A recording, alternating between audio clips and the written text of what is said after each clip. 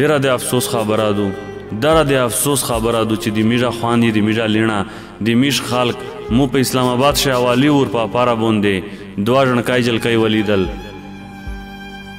سخت خوږې کڼکې وي سخت خوشحالي وي چې د موټر شیشه ته رولل ورته ودرېدل وی چې الله په نوم کوچر وکئ دا ټکی مې چې په خپله ژبه کښې د خپلې وړکې په مخ ولیدلې چې دی مو ته وویل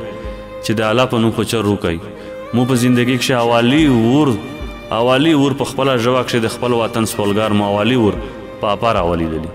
اسلام آباد په چوک په اپاره په سیګنل باندې داسې نه پیدله چې زه دغې وړکې ته څه وچویایم چې سامان مې رخصتی و خاروق ته یو بل ملګری ورسره عامې داسې اتلی ورکړه مو چې دا دروان چا اشاره خلوصه شوه میشتي لوړه دي بیا مې ډېر کوشش وکړلي وره ته وګرځېدله چې کندې میندی که کندې زاړنکای اجلکۍ مینده که خو غټه خبره دا دو چې هغه بیا نشول میندل مو ډېر کوشش وکړي بهرحال خو خبره دا دو چې نن د میژه چې کیم خالق ته د میژه چې کیم ځوانون دي همیشه کیم وړکای دی د میژه چې کیم خالق دی نن ډېر افسوس ورته ودارېږي چې د میژه وړکي جینکۍ د میژه زاړون د میژه مشرون د میژه داسې غیرتمند مشرون وي چې د دی د غږ سره و په کلي باندې خاموشي ګډه شوله د میژ داسې عزتمند غیرتمند ځوانون وي چې د خپلې خویندې د خپلې لڼې فضا د پوره خپل وي لوړ وي خپلې مزدیرې کړې و دوبۍ ته ورته لوړل نور ملکینه ته لوړل پیسې راګټلې خپلې ماندې پلارې د عزت د خدمات د پوره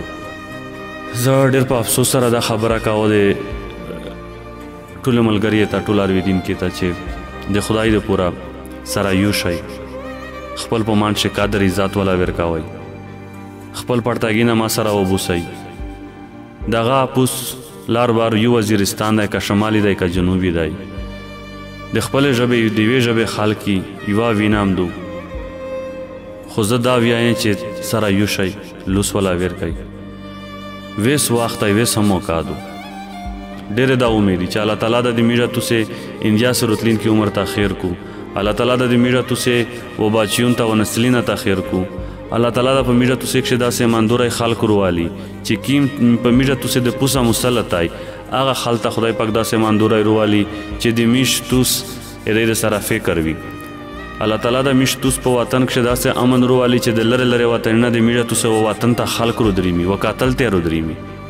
الله تعالی د میژه توسې په خلک کښې داسې د مینې د محبت یو پیغام جوړ کو چې هر سړی کور په کور والا ورکوي یمو دا ډېرې دا ودي او دا مې هدا ودي چې خدای پاک ته وکړو چې د میژه چې دا کیمې سفر دي د ملک نه پورې تللی دي دی چې کله خپل ملک ته روچي په خلوص یې غونډې په خواشوله چنډه باندې رودرېمي په خپل ملک کښې د خپلې مزه کې د خپلې فیملۍ د خپلې بچونې سره شیش پیرې تېروي بیا په چوټي باندې درېمي داسې نه چې دی د رودرېمي دی ته دلته نور مشکلات وي الله دا وکړو چې د میش توس وطن ګلې ګلزار شي او د خپل وطن د پوره چې زه چوره غږېدی شه چوره خبره کړی شم په هر کیم پلیټفارم ته میلاویږي زه په هغه باندې خبره کوم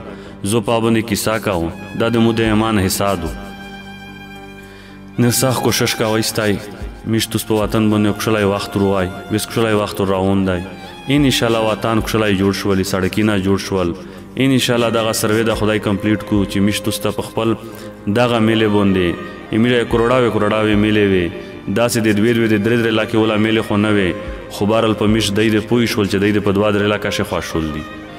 میش په دغې سروې کښې هغه لبا وکړه چې چا نه کوله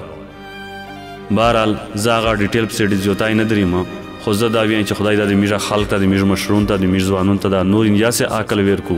خدای د مینه محبت په میژه توسې کښې وچاوي او خدای پاک ته د میژه توسې وطن بیا آباد کو خدای دې جوړ کو جاني خیال سوتی په مخم شه